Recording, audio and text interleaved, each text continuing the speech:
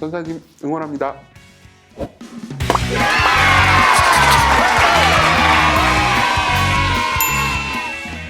네, 안녕하세요. 저는 시광교회를 섬기고 있는 이정규 목사입니다. 저는 이제 졸업하기 전에 신대원 시절에 교회 개척을 했거든요. 그래서 이제 교회를 이미 담임으로 섬기고 있을 때였고, 그리고 아주 적지만 성도들이 계셨거든요. 그래서 제일 최고의 고민은 이제 이 교회를 어떻게 잘 그냥 계속 섬길 것인가. 그리고 사실 이제 이미 개척한 상태였기 때문에 그러니까 좋기도 했어요. 왜냐하면 이제 학교 공부에서 완전히 자유로워져서 온전히 이제 성도들을 섬기기만 할 수 있겠구나라는 생각에 좋기도 했습니다. 근데 두려움이 굉장히 컸죠. 왜냐하면은 과연 이 교회가 서울시에서 사람들에게 복음을 전하면서 자리 잡을 수 있을까? 복음을 계속 잘 전할 수 있을까?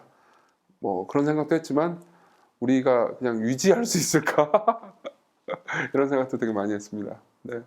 그런 게 고민이었고, 그리고 또 내가 신학교에서 배운 내용들을 목회 현장에서 잘 접목할 수 있을까? 이것도 되게 중요한 고민이었고요. 네. 근데 지금까지 보면서 제가 생각할 때 이건 참 부족한데 끊임없이 노력해야 되겠다라고 생각하는 것들 중에 하나는 이제 성도들을 만나서 대화하고, 그리고 이야기를 잘 듣는 훈련, 이건 정말 중요한 것 같습니다. 그러니까 특히 공부를 좋아하시는 전도사님들 같은 경우에는 신방이나 성도들을 만나는 것들은 이건 공부가 아니고 일이다 라고 생각하기 쉽거든요. 근데 신방을 하고 성도들의 삶을 돌보고, 그리고 이야기를 끊임없이 듣고, 그리고 다양한 직업 영역에서 활동하시는 분들의 직업에 관한 이야기들을 듣는 건 공부이기도 하거든요. 우리가 섬기는 성도들을 공부하는 거기도 하고, 세상을 공부하는 거기도 하고, 그런 것들을 아주 쉽고 그리고 생생한 방식으로 알아갈 수 있는 거거든요.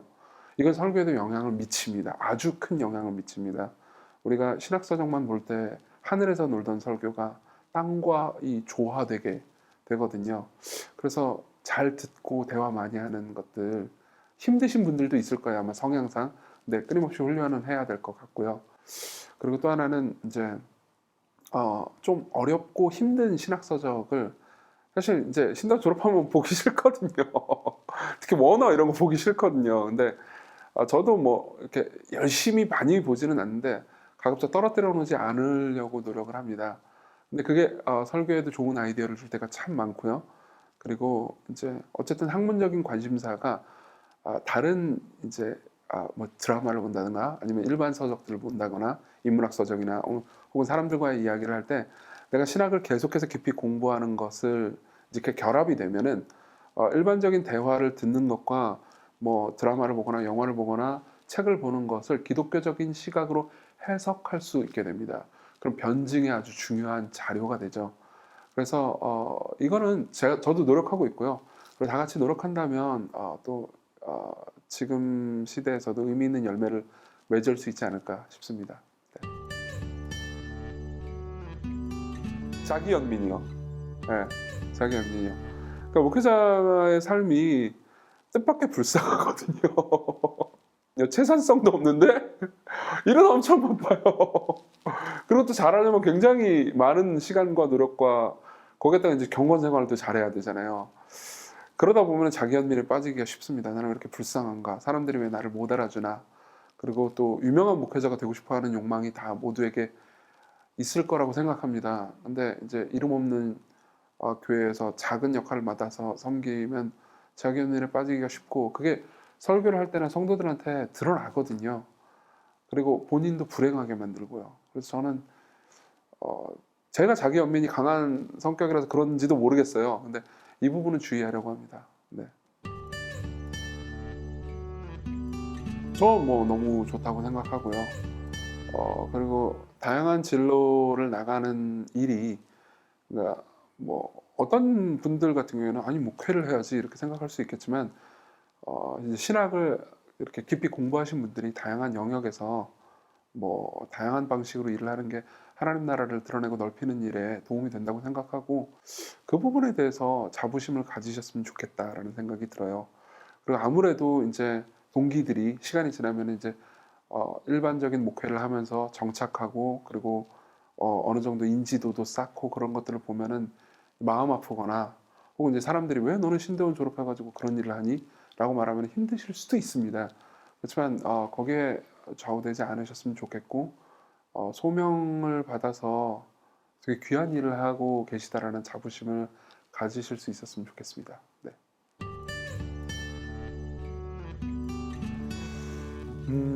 제일 먼저는 리더십입니다. 예, 어쨌든 목회자로서 리더로서 교회를 섬기는 거기 때문에 내가 작은 부서를 맡는다 하더라도 거기 있는 뭐 선생님들, 학생들 그리고 거기 있는 사람들을 섬기면서 이제 리더로서 역할을 해야 되거든요. 신학교에서 리더십을 배우지 않습니다. 저는 뭐 신학교가 그걸 가르치는 의무가 있다고 생각하지도 않고요. 그렇다고 해서 몰라서는 안 되거든요. 예.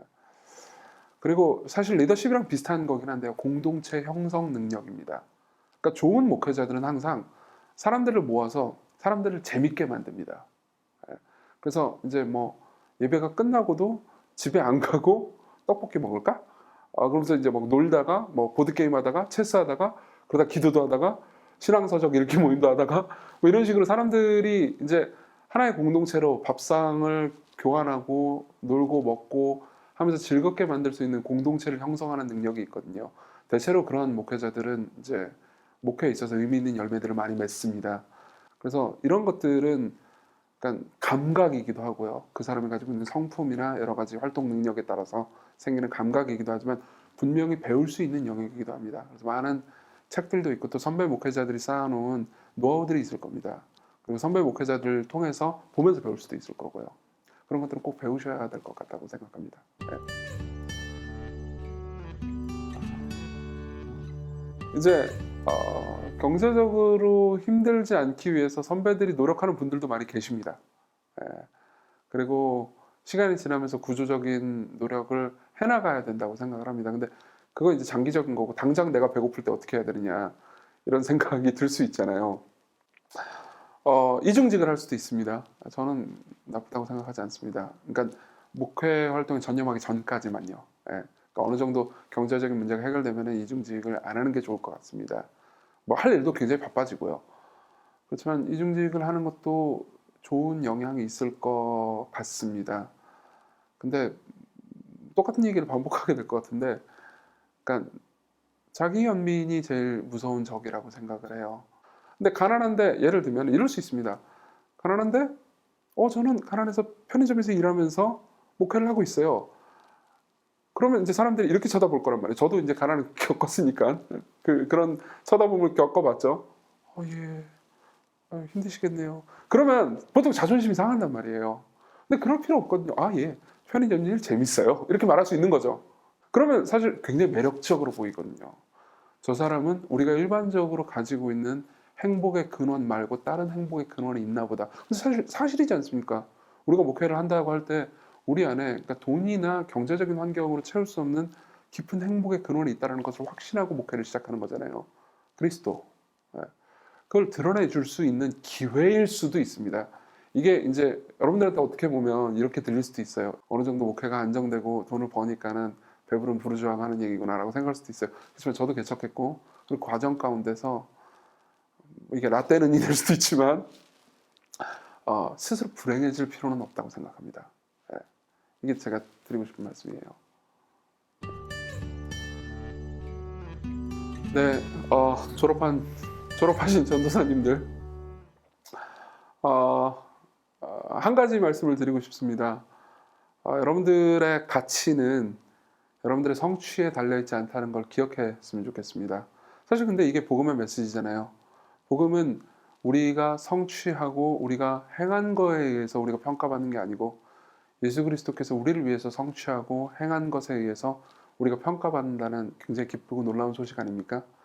여러분들이 뭐 큰 교회에서 섬길 수도 있고요. 작은 교회에서 섬길 수도 있고 다양한 곳에서 다양한 방식으로 섬기게 될 겁니다.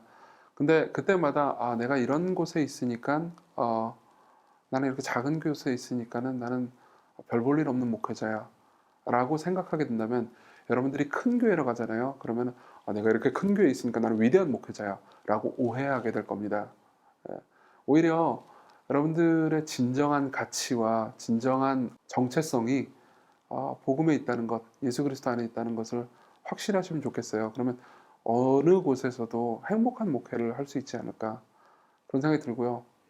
진짜로 여러분들이 행복했으면 좋겠습니다. 어목한 시절인데 응원합니다. 네.